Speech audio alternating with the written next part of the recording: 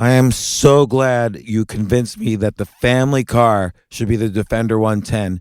It is so beautiful inside.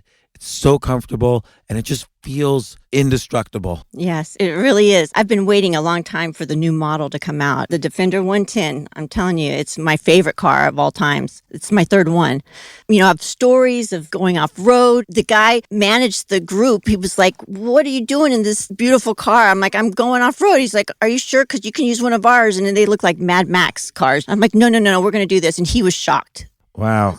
Well, it's great because the Defender has been reimagined for 21st century adventure, and its unparalleled off-road ability as well as its robust interior are invaluable whether you're headed towards uncharted territory or just a weekend of exploration. The Defender 110 tackles challenging surroundings with absolute confidence. The SUV conveys strength outside and in, featuring peerless technology like an intuitive driver display and an award-winning infotainment system. That's my favorite part, to keep you connected no matter where the journey takes you.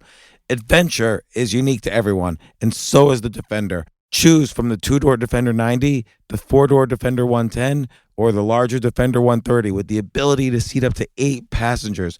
You'll find uncompromising performance in all three. So pack up and go even further with the Defender 110. Learn more at LandRoverUSA.com/Defender.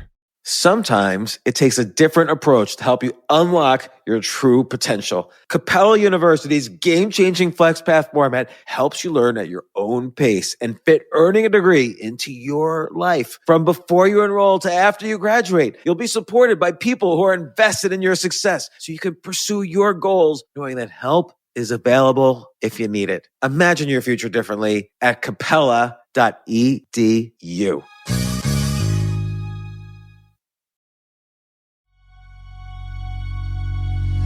Check it. It's the James Altucher Show. Listen up now. The realest podcast in the game. No joke, no doubt. He got the yes, the knowledge. He's spitting fire. Dropping gems. Making moves. Taking it higher. This is the Altucher Chronicles. Something that you're real swift. Getting deep into the minds of the ones who uplift. From entrepreneurs to comics. He got the liveliest crew. Listen up. Tune in. Cause he bringing it through.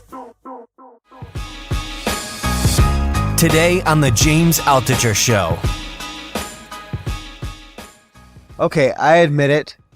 I love a good TV show. I love watching Netflix, sometimes for 6-7 straight hours at a time. I love scrolling on Instagram and, dare I say it, even TikTok. I love all sorts of stupid videos on YouTube. Well, why don't I tell you a couple of things that I love? These are a few of my favorite things. And I think you should check these things out.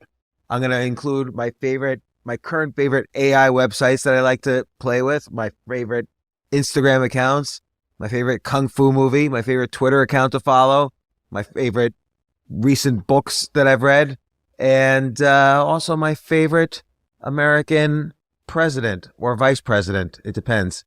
So, Jay, do you have a favorite Instagram account? Oh yeah, like one that you always look for? Yes. I was just watching it. It's called. I think it's called Cos and Mayor. It's this couple dancing. It's amazing, and their dance move is great.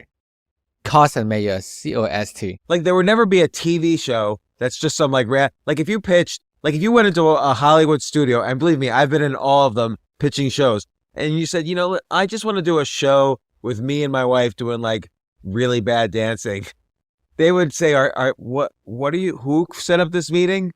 I just searched Cuss and Meyer. Cos N is like the alphabet N. So Cos _N_Mayor,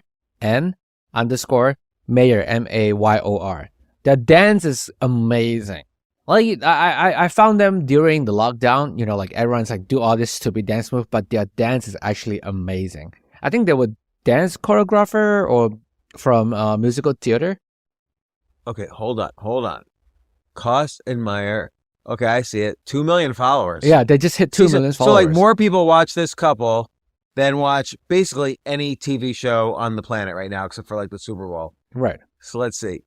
Yeah. And do they have music? They have music. To? Yeah. My favorite one was they were doing the Crazy Frog. Crazy Frog. Oh yeah, they're fun. This is good. It is great. Yeah, it's like every time I'm disappointed or I'm frustrated, I'll just watch them. Wait, when are you ever disappointed or frustrated?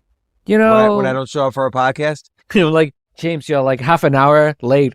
No. Sometimes, sometimes when my dog doesn't do things I want, or sometimes things doesn't pan out that I want to, sometimes I just look at myself. I'm like, why am I not Italian? I was disappointed that I'm not Italian. No, I'm just joking. But All right. I'll show you a couple Instagram accounts. I really like this one. This girl who's like a neuroscientist always gives really great neuroscience advice about improving your life. Like she has how to boost your dopamine, are you addicted to your phone, tips for deep sleep, get high on your own biology. So I was just looking at one. So if you Google, Emily McDonald, and the Instagram account is M on the Brain. So EMONTHEBRAIN, M on the Brain, all one word though. And like here's 5 natural ways to boost dopamine. Here are 5 ways to boost dopamine naturally. Number 1 is kind of a mind game, and it's to decide to do things rather than telling yourself you have to do things. And this is because we actually get more dopamine when we do something as a choice versus when we do something because we have to do it. And all it takes is a little mental reframing. The second way to boost dopamine naturally is exercise. Exercise also increases the production of endocannabinoids, which are molecules made by the body that bind to the same receptor as cannabis. To boost dopamine is to actually reduce light exposure between the hours of 11 p.m. and 4 a.m. And this is because light exposure during that time activates a pro-depressive pathway in the brain that reduces the activity of dopamine. Number 4 is novelty. Trying something new or going somewhere new is a great way to boost dopamine. And tip number 5 is humor. Humor increases dopamine, so watching something funny or talking to a funny friend is a great way to get dopamine. And then Cody Sanchez, who's recently been on this podcast, she really has a great Instagram account. It's Cody Sanchez, her name, CODIESANCHEZ, Cody Sanchez. And it's an account all with business advice. And I have to say, she's got really great business advice on every single post. Fail you pay once, regret lasts a lifetime. There's a quote that I love, which is, a coward dies 1,000 deaths, but a hero can die only one. It's the same thing in our lives. Everybody's concerned about failing at that big thing. And what if other people know? But the truth of it is, you have to look yourself in the mirror every single day, remembering all the times you just didn't take the swing at all. Would you rather be the coward, dying 1,000 deaths by paper cut, or be the hero, and you only can die once? and she got great personality too. Yeah. She really does a good job. So those are 2 Instagram accounts. But I like all the, like on TikTok, I like all magician accounts or kids doing parkour. There's like superheroes on TikTok. So next time we do this, I'll have some of those that I really like. But Right. That's my favorite 2 Instagram accounts at the moment. Do you learn And then- anything from the M on the Brain at all? Excuse Usually? me? Do you usually learn something every time you Yeah, look every at single one of her time. reel? Yeah. Cool. Every single time. And she's like Andrew Huberman, but she's prettier than Andrew Huberman. And maybe she's even got better neuroscience tips than Andrew Huberman. Andrew Huberman's been on this podcast several Now, also, my favorite YouTube mashup. What I really love is, I love when people take 2 groups that separately I love, like 2 musical groups that separately I love, and then they mash them together. And so there's this one I've just been obsessively listening to. Like, if you like either Led Zeppelin or the Wu-Tang Clan, this guy, Curious George, his YouTube account is Curious George, and he only has like 9,000 subscribers. And he did this great mashup called the Wu-Tang Zeppelin. And it's like, every song is great on this mashup. It's like a perfect mashup of the Wu-Tang Clan and Led Zeppelin. M-E-T-H-O-D, man. Hey, you, get off my cloud. See me get raw with my southpaw style. Move up, puffin' on the fat blood from Cuba. It's the Medi-Cal, Jet-Cal, I'm the Buddha. Monk on the hunt for machine gun. Let me see what other mashups he's done. He has A Tribe Called West, which is Kanye West mashed up with A Tribe Called Quest. He has Dr. Doom. It's a mashup between MF Doom and Dr. Dre. So he does, I guess, a lot of rap stuff. But I like this kind of classic rock the Wu-Tang Clan is really good. So I like mashups. That's my YouTube of the day. I have many other favorite YouTube channels, but we'll just go with that one. You know what's my favorite YouTube channel? What's that? The James Altucher Show. The James Altucher Show YouTube channel. It's a fantastic YouTube channel. I don't like it that much because I've already seen them all. I was there, so I get bored. But watching myself again, I don't like to watch myself on YouTube. Oh, okay.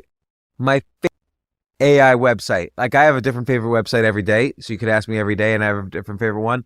This website out. It's really great. Go to. Have you tried this one, Jay? suno.ai. Yeah, I use it to write my podcast music. Yeah, for this episode, can we change the podcast music to open this up to a song that we make on SUNO? I think we could, but I wonder if that's any copyright that we have to worry about. Who cares? What are they going to do? Sue us? They'll probably have to sue no I'll first. sue them back. Well, counter sue. So who cares? I'm suing you. What? They're stealing anyway. Well, all this AI stuff is like stolen content of stolen content. Exactly. Just like what Sarah Silverman has said. Yeah. What did she say? She said, like, we shouldn't be able to use anything on the internet to train the AI because, that it's stealing. No, I mean, I get it that she's a content creator, and so she's feeling the ownership of her content. She doesn't want like AI just to have it for free and nobody will know it was her content originally. But when an AI creates something, it's using so many micro pieces of content from all over the place, and it's being original too by combining them together in original ways. It's really hard to trace where some content is coming from. And just be confident in yourself that if you have great content, it's still going to rise above the ad nauseum of AI.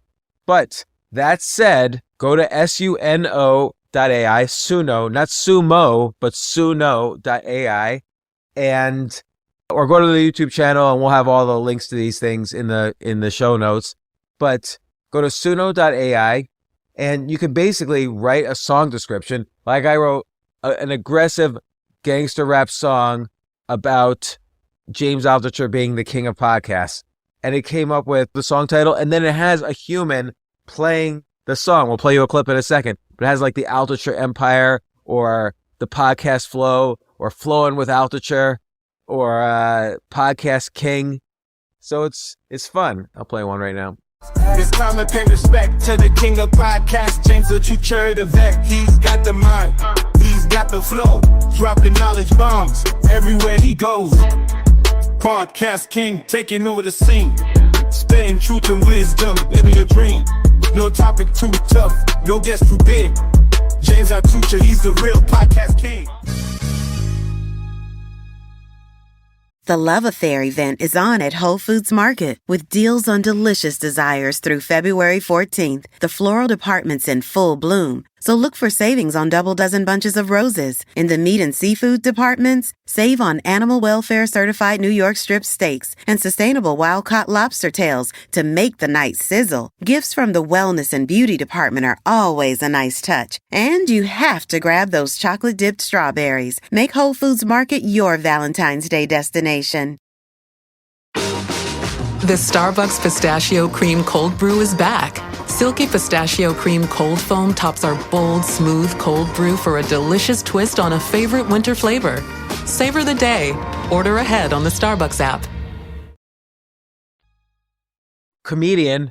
Okay, I highly recommend people Google on YouTube Greer Barnes.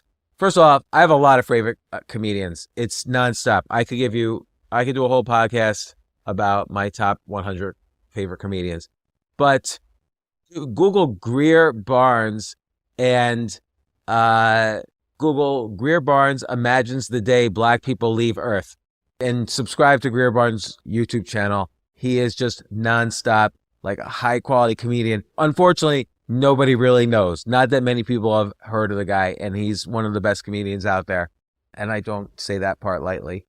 Favorite Twitter account? Well, the Twitter account of one of our recent podcast guests, Brian Roemmele, Roemmele. He always has this weird, quirky stuff. Like here's one, the brain goes through 12 phases of development, and he describes the different phases. Or here's another one. Here's a story, a picture of Ella Fitzgerald and Marilyn Monroe, and how Ella Fitzgerald was not allowed to perform in Hollywood's most popular nightclub, the Mocambo. Marilyn Monroe called the owner, explained that if he booked Ella, she would be there every night, which guaranteed huge press coverage. So he did book Ella, and that totally made Ella's career a huge success, put her over the top. And here's another one. He quotes an article, less than half of Americans are very satisfied with their own lives. Oh, here's a great one. He has these drawings, like it's the first human drawings in caves, and they're from 37,000 years ago, and they're drawings of animals. So did you know that humans were already putting cave drawings on 37,000 years ago? He has a bunch of stuff about the Vision Pro. NASA tracks the brightest cosmic event ever recorded. Here's one. He has a thing about 1983 and the release commercial for the Sony Super Walkman, a cassette player the size of a cassette case. Boy, that looks cool. If it could play more than 9 songs, it would be like an iPod. James, do you remember that there was once like the CD player? They called it the CD Walkman was a thing. Like everyone has that one round thing by the pocket, and they will wear like a headset. They're like, oh, I'm like from the outer space. Look at me, so cool and futuristic. Well, first of all, not only did I remember that, but I remember the 1983 Walkman that he's referring to. So I go way, way back. I'm practically as old as these guys who wrote on these cave walls 37,000 years ago. Oh, here's one that Brian has. Early dementia warning. Thinning of this brain region may signal risk up to 10 years before symptoms. I better get my brain checked out. Here's a map of Apple's product revenue from 2007. So basically, it shows the iPhone in 2007 was almost nothing, and the big thing was the iMac. And then gradually, the iPhone became the biggest. The iPhone alone is $200 billion in revenues now. All right, so that's my favorite Twitter account. I have lots of favorite Twitter accounts, but I'm going to stick with Brian for now. And let's see, favorite books. Well, I've talked a lot about the collection of short stories, Jesus' Son by Denis Johnson. Best collection of short stories ever. But I have to say, and by the way, I'm not mentioning any books by ex-podcast guests on purpose. They're all great, and I loved all of them. But this guy I never got as a podcast guest, and he recently died. Mihaly, and I can never say his name, Csikszentmihalyi something. He's the author of the book Flow, and he came up with the whole concept of flow, which is when you're really passionate about something and you love working on something, so you work on it in this state of flow, and you barely can remember the time. It happens so fast. But he also wrote, most people don't know, he wrote a book called Flow that a lot of people know about, but he also wrote a book called Creativity, The Psychology of Discovery and Invention. And I have to say, this is the best book on creativity I've ever read. And I'm trying to think why I bookmarked this one page months ago when I read this. I don't know what I was specifically bookmarking, but he says, to overcome the pain of existence, one must be honest with oneself, acknowledging one's faults and weaknesses. Like a surgeon, one must be willing to cut deeply into the festering sores of the psyche. Otherwise, too much energy is absorbed in denial or in ruminating over disappointments. And so the point there is, and I see this in a lot of good creators, is that really don't be afraid to tell the story of your worst, most vulnerable moments, because that's truly a universal vein that you tap into, and everyone appreciates that kind of creativity when you're really willing to spill your blood on the page or the canvas or whatever. And I find that this book, which is like 300 or so pages, is just filled with incredible advice about creativity. And if you want to be an artist or an actor or a writer or a clown or a magician. By the way, I love books about clowns too. Most people don't realize clowns are more than just what you see in the circus. There's a whole like science and philosophy about clowns. I wanted to be a clown when I was growing up. Really? Because of the circus, or? It's because it just makes people laugh. You know, one time I did a clown routine as kind of a part of my stand-up act, but nobody liked it. You know how people play the air guitar? Well, I played the air piano. So I put on the song Great Balls of Fire by Jerry Lee Lewis, and it actually has some like weird piano motion in it. Like it's interesting to watch. But I played the air piano, and the only one in the audience who laughed was Kamal Ravikant, who's been on this podcast many times, and he laughed. You know why it failed? Because you're not drunk enough. No, if I was drunk, I would not have been able to do it because it was actually pretty complicated to do. Like I practiced it for about a month before I performed it because there's like I don't know how to describe it. There's a lot of flourish in on the piano in the song. So I was very much exact, and you had to know like the exact second to like do different things with your hand. So it was like hard to do that bit. So I practiced for a month to do like a 2-minute bit. But everyone in the audience was just like staring at me at the end, like, what the hell did you just do? But Kamal was cracking up. So all credit to Kamal on that one. Yeah, we love Kamal. At Mayo Clinic in Florida, we're conquering the unconquerable, using data and AI to create personalized gene roadmaps to fight cancer more effectively. Learn more at mayoclinic.org/possible. Mayo Clinic, you know where to go. Start clean with Clorox because Clorox delivers a powerful clean every time. Because messes happen. Because I got a charcoal mask. Great, because why would I put that on my face when I could drop it in my sink? This is what I get for multitasking. Ugh, why is charcoal so sticky? Hello? Hey, Janice. I am so sorry. I thought I was on mute. No, we don't need to reschedule. I'll just stay off camera. Ooh, yeah, that happens. So start clean with Clorox. Use Clorox products as directed. Now, Jay, what's your favorite Kung Fu movie? Because I've recently got into Kung Fu movies. Oh my God, I have so much to talk about because Kung Fu movie was like all right, just great. Calm down a little bit. Just give me your favorite. All right, I'm gonna start from like very, very early days, right? This is like 1978. One of my favorite was Drunken Master, starring Jackie Chan. That was 1978? Yep, 1978. Well, okay, I was looking last night for a Jet Li movie. What Jet Li movie should I watch? Oh, yeah, the Once Upon China, I think it's called. Once Upon a Time in China? Yep, Once Upon a Time in China. Got it. Because the main guy that he played, the character is like a famous Chinese Kung Fu master in China. Growing up practicing martial arts, so like Wang Feihong is like one of the biggest like sort of like a Kung Fu master figure in Chinese martial arts. All right, I'll watch that. I'll watch that tonight. So my favorite, and I didn't want to like this one. I've seen it advertised forever. I've seen people talking about it forever. I didn't think I would like it. It looked like just some dumb Kung Fu movie. But I watched the first one, and then the next day I watched the next 3 movies. It was so great, and I've been watching clips of it ever since. And it's called Ip Man. It's spelled IP space man, M-A-N. Ip Man. And then there's Ip Man 1, 2, 3, and then Ip Man 4, the finale. And they are all great. Each one is better than the one before it. And it stars this guy, Donnie Yen, and he plays this role. So it's based on the story of the real Ip Man, who was the teacher of Bruce Lee in the martial art called Wing Chun.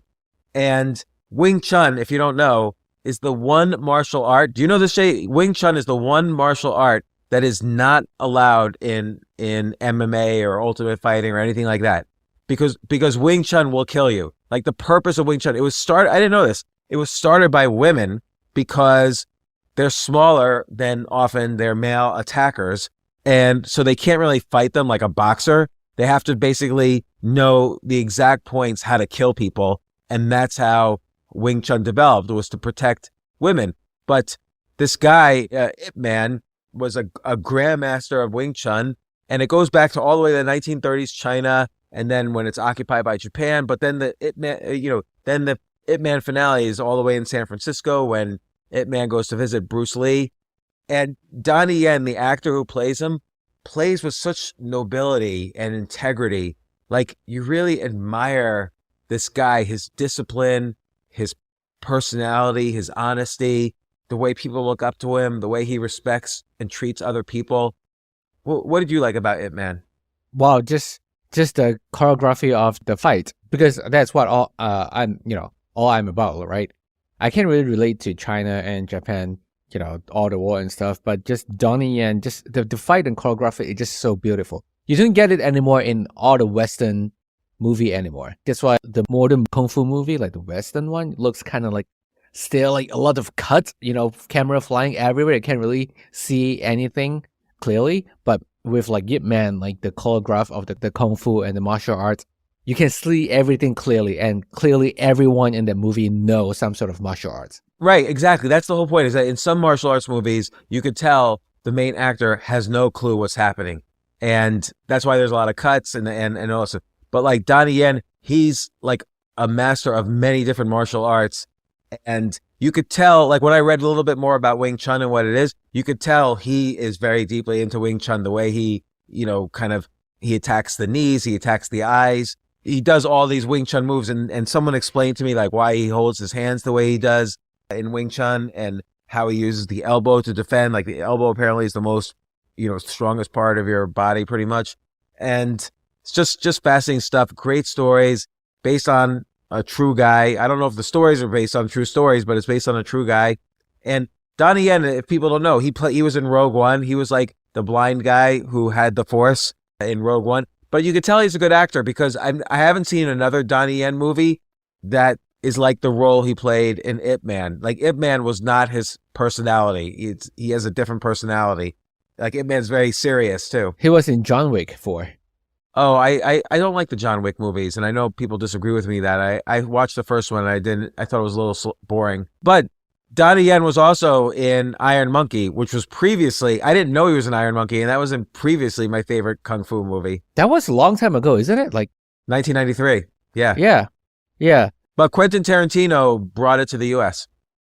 Ip Man, check out those movies. Thank me later. Okay, my favorite AI website. Oh, I did that one. Oh, but you know what? Since I said it, I'm going to give you another one. You'll love this other one. Go to Pixelate. Oh, wait, not found. I must have spelled it wrong. Hold on. I'm just going to Google Pixelate and have it take me. Yeah. No, it didn't take. Oh, because I use Bing.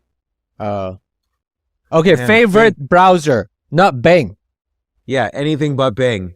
Why is Bing my default browser? I have Google Chrome. Okay. Pixite.ai. Pixite.ai. You can log in for free. And I typed in, make a t-shirt about James Altucher playing chess. And it made this great t-shirt, mostly about chess, not so much about me. And then it lets you sell them right away. So I think it's a genius idea. So check it out. It's my second favorite AI website of the day. First was Suno, S-U-N-O. And check out Pixite.ai. Make a t-shirt. Let us know on Twitter and we'll all buy your t-shirt. So tag me or refer to me at @JAltucher so I can find it and I will buy your t-shirt. Even if there's 20,000 t-shirts that are made.